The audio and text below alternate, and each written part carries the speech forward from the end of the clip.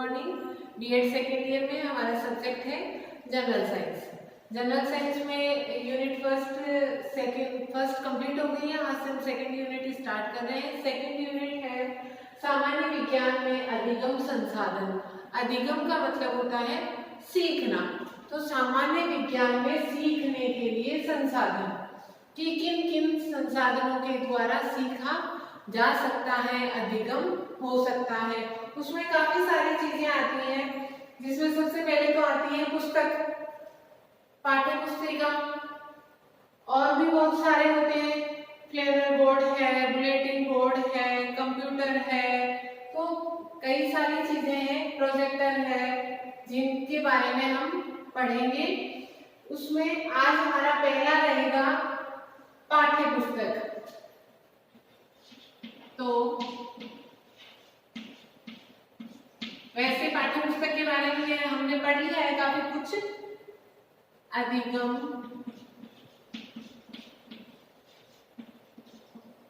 संसाधन के रूप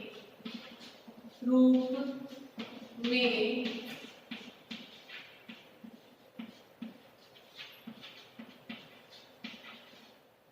पाठ्य पुस्तक।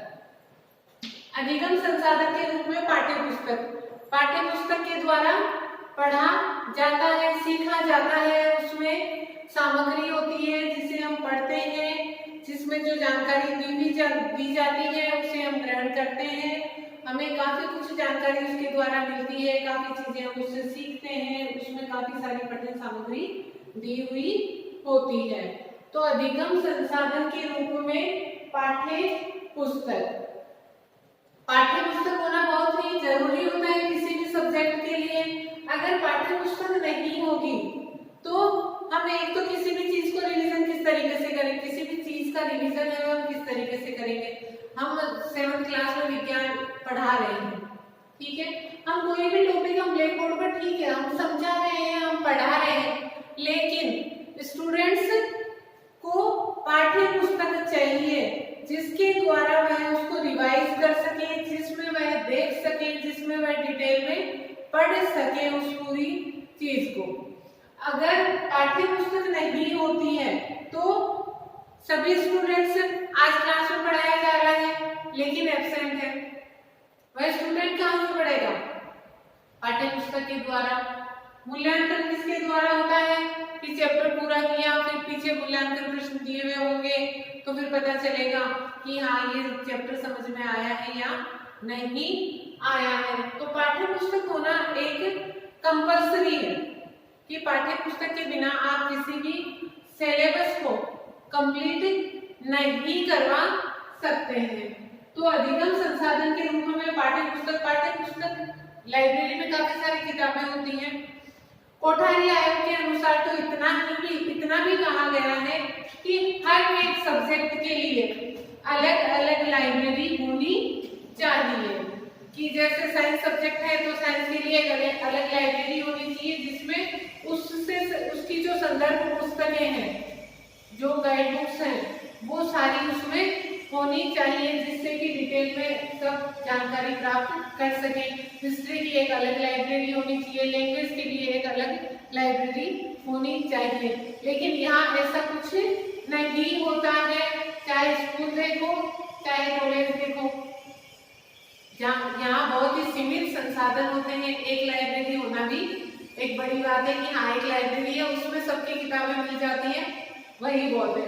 लेकिन हाँ उनके द्वारा कहा गया था कि अच्छे से पढ़ाई करने के लिए, अच्छे से डिटेल में ज्ञान प्राप्त करने के लिए हर एक विषय की एक अलग अलग लाइब्रेरी होनी चाहिए। तो पाठ्य पुस्तकों में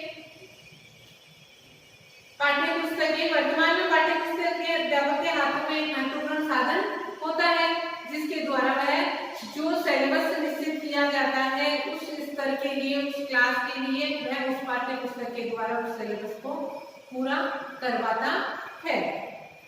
विज्ञान की पुस्तकें अभी भी स्तर के अनुकूल नहीं है, उसमें जो भी जानकारी दी हुई है वह भी सही तरीके से सही सीक्वेंस में नहीं दी हुई है, जिसमें सुधार की जरूरत है। विज्ञान की पुस्तकें अभी भी इस तरह अनुकूल नहीं है, उनमें अनावश्यक कठोरता से पाठ्यक्रम का अनुसरण किया गया है और प्रकरणों को विद्यार्थियों की रुचियों तथा आवश्यकता के अनुसार विकसित नहीं किया गया है, इसलिए उनमें संशोधन की जरूरत है।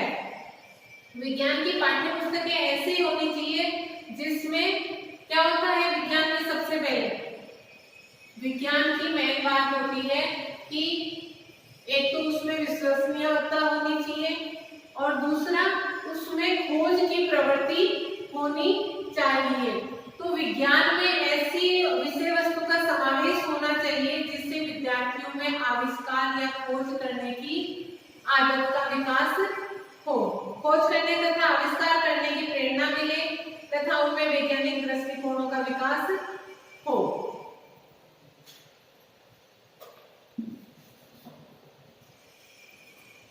फिर दूसरा है पाठ्यपुस्तक की उपयोगिता। पाठ्यपुस्तक की क्या क्या उपयोगिता होती है?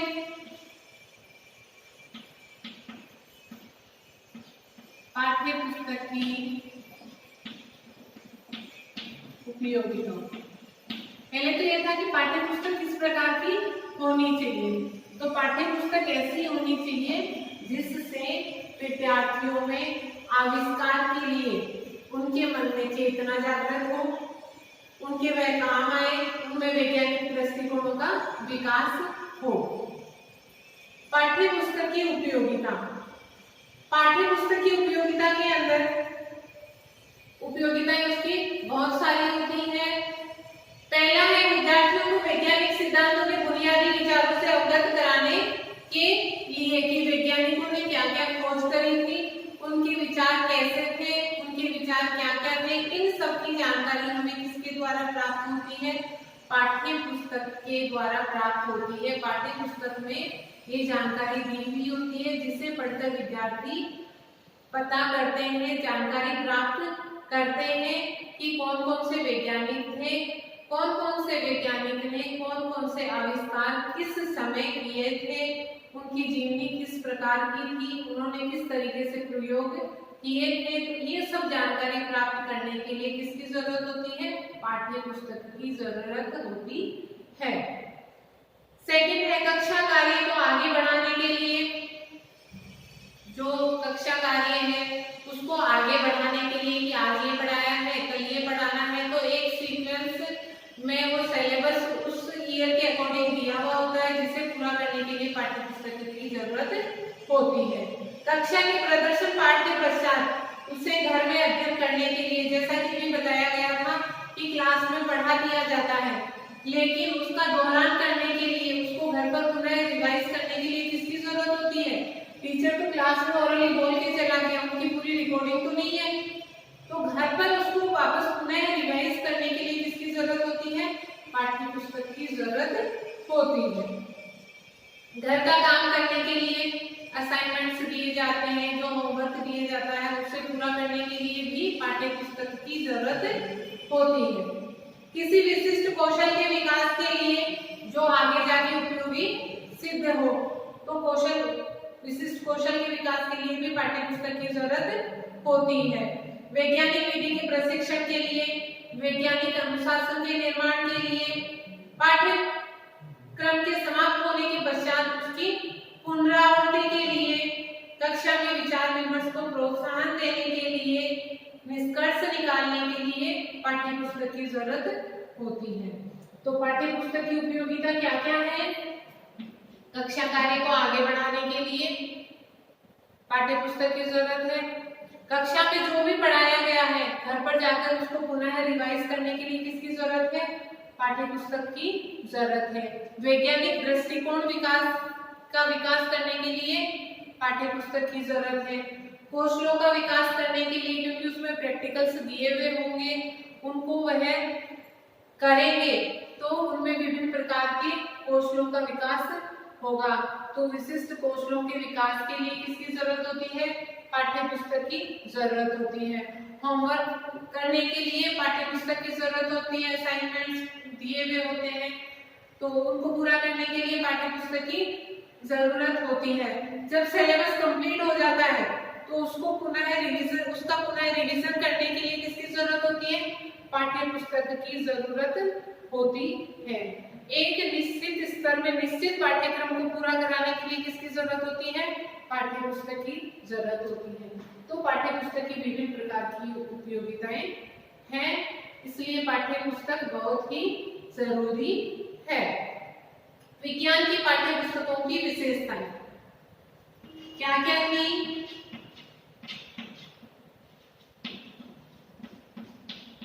विज्ञान की पाठ्य पुस्तकों की विशेषताएं हमने जो पहले पढ़ा था उसमें भी हमने इस चीज के बारे में पढ़ा था, तो शॉर्ट में वापस रिवाइज कर लेते हैं कि पाठ्य पुस्तकों की विशेषताओं में क्या क्या आता है।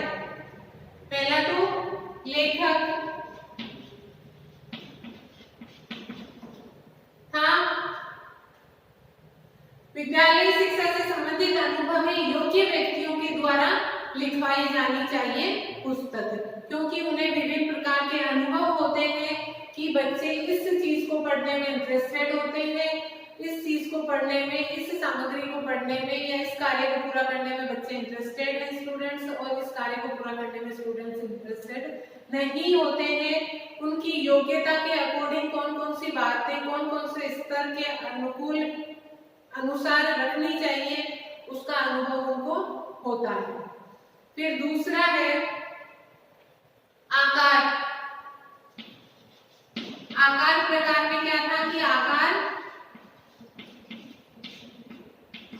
वो भी स्तर के अनुकूल होना चाहिए। छोटा सा बच्चा है, बड़ी बड़ी किताबें हैं, उसमें वेट ही इतना ज्यादा है कि बच्चे उठा ही नहीं पाते हैं। फिर उसके बाहर जो कवर है उसके ऊपर फोटो वगैरह ऐसी होनी चाहिए कि बाहर से पता चल जाए कि ये किस विषय की बुक है। इंटरेस्ट भी होता है, उसका कवर जो है वह सुंदर होना चाहिए, कलरफुल होना चाहिए, उस पर कोई प्रैक्टिकल या जैसे विज्ञान की बुक है तो जीव जंतु आदि का चित्र है उसके ऊपर होना चाहिए।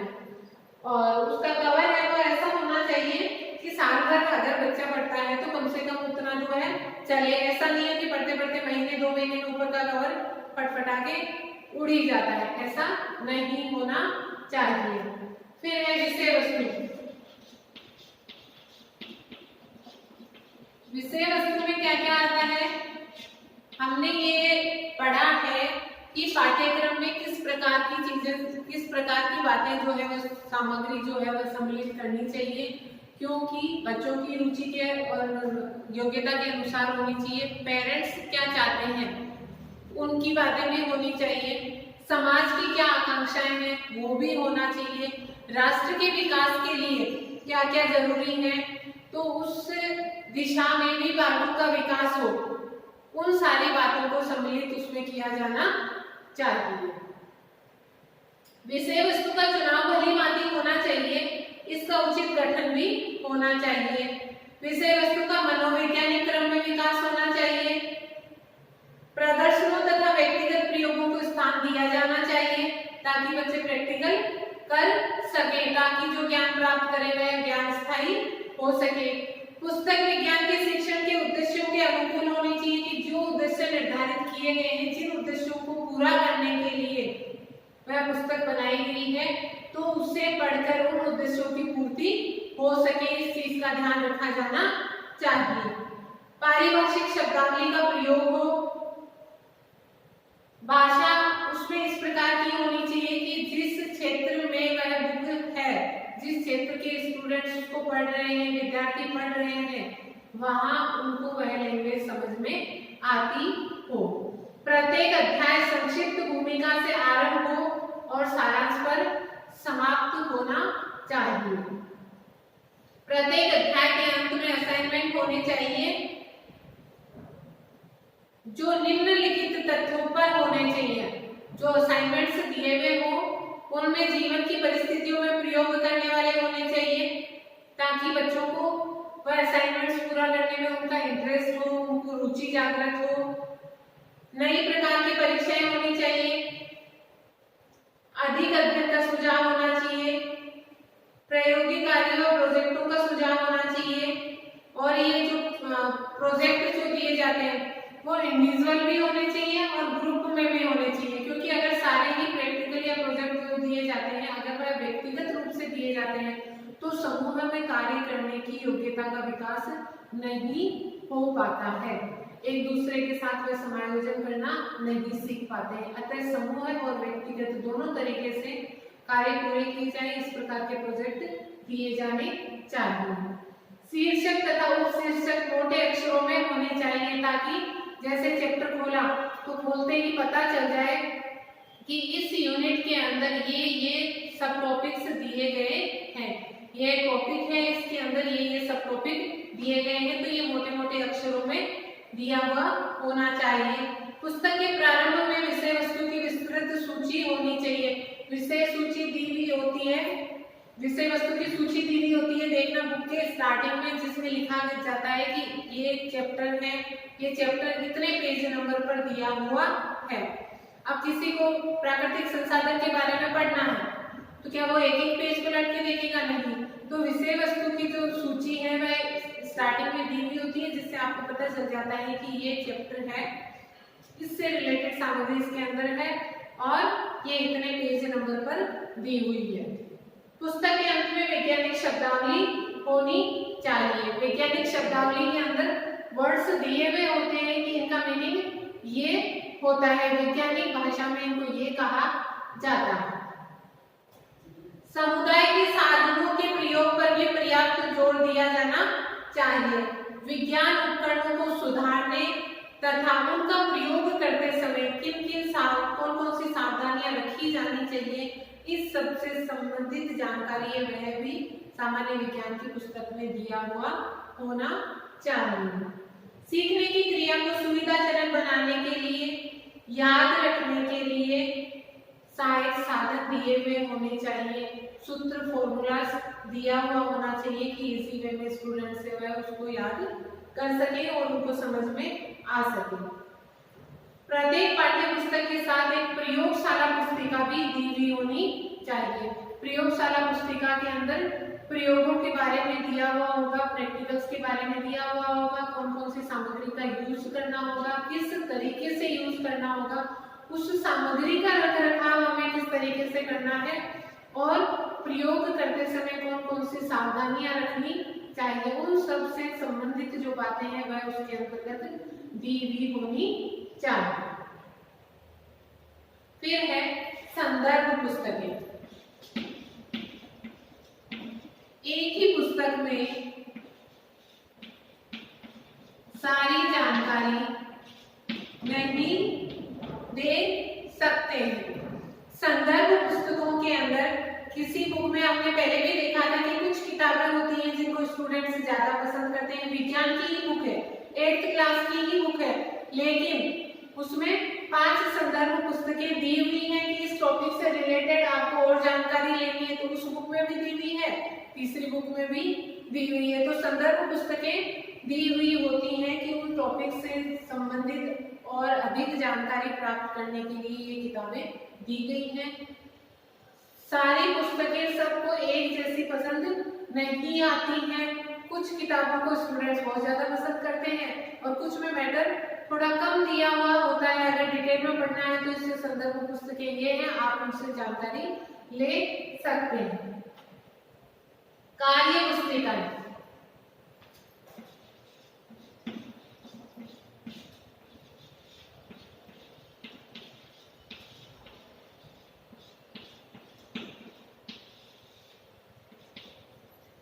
कार्य पुस्तिकाएं प्रयोगशाला सामग्री, स्लाइड्स का प्रयोग, दृश्य श्रव्य सामग्री आदि के बारे में इन पुस्तिकाओं में बताया हुआ होता है। तो ये था सहायक सामग्रियां, अभी हम सारी पढ़ेंगे। उसमें से हमारा था कि पाठ्य पुस्तक अध्यापक के लिए भी जरूरी है और स्टूडेंट्स के लिए भी जरूरी होती है। पाठ्य पुस्तक की उपयोगिता के बारे में हमने पढ़ा कि कक्षा तक कार्य को आगे बढ़ाने के लिए, रिवीजन करने के लिए, डिटेल में पढ़ने के लिए, होमवर्क करने के लिए, असाइनमेंट्स पूरा करने के लिए, कौशलों का विकास करने के लिए काफी सारी उपयोगिताएं पाठ्य पुस्तक की दी हुई है। लेखक ऐसे व्यक्ति होने चाहिए जिनको कई सालों का अनुभव हो उस स्तर के अकॉर्डिंग, ताकि वह सही ढंग से और जो उचित जो बच्चों के लिए हो उस सामग्री को उसमें डालें। आकार और प्रकार इस प्रकार का हो कि बच्चों के स्तर के अनुसार हो, बाहर का आकार, उनका आकार भी स्तर के अनुकूल होना चाहिए और कवर जो है वह मजबूत भी इतना होना चाहिए कि हाँ ऐसा नहीं कि महीने भर में फट जाए, और कलरफुल होना चाहिए। जैसे जिस विषय की बुक है उस विषय के अकॉर्डिंग उसके ऊपर चित्र दिए हुए होने चाहिए ताकि आसानी से पहचान में भी आए और बच्चों को देखने में इंटरेस्टिंग भी लगे और रुचि जागृत हो कि इसके ऊपर ये डायग्राम दिया हुआ है तो इससे संबंधित जानकारी इसके अंदर दी हुई होगी। विषय वस्तु स्टार्टिंग में दी हुई होनी चाहिए जिससे कि हमें आसानी से हम शॉर्ट में पूरी जानकारी ले सकते हैं कि इस किताब के अंदर किस किस विषय से किस विषय वस्तु से संबंधित जानकारी दी गई है और इस विषय वस्तु से संबंधित जानकारी है कितने नंबर पेज पर दी गई है। संदर्भ पुस्तकें होनी चाहिए। कार्य पुस्तिकाएं होती है। कार्य पुस्तिकाओं में जो अदर जानकारी होती है प्रोजेक्ट से रिलेटेड, प्रैक्टिकल से रिलेटेड, अन्य सामग्रियों से रिलेटेड जानकारी अगर किसमें दी हुई होती है कार्य पुस्तिकाओं में वो जानकारी दी हुई होती है। आज के लिए इतना ही। Thank you.